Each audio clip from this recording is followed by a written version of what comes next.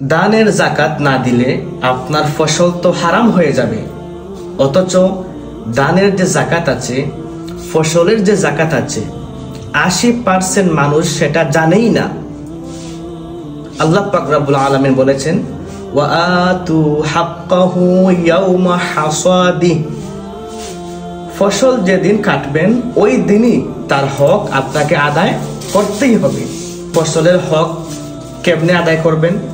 5 ওয়াসাক, অর্থাৎ যদি আপনি 18 মণ 30 কেজি ফসল উৎপন্ন করেন তাহলে আপনার উপর ফসলের জাকাত ফরজ। আপনাকে প্রতি 10 মণে 1 মণ ফসল অসহায় গরিবদের মাঝে বিতরণ করতেই হবে। যদি তা বৃষ্টির পানিতে ফসল হয় তাহলে প্রতি 10 মণে 1 মণ, আর যদি সেচ দিয়ে পানি দেন তাহলে প্রতি 20 মণে 1 মণ ফসলের জাকাত আদায় করতে হবে। আর ফসলের জাকাতকে অসর বলা হয়।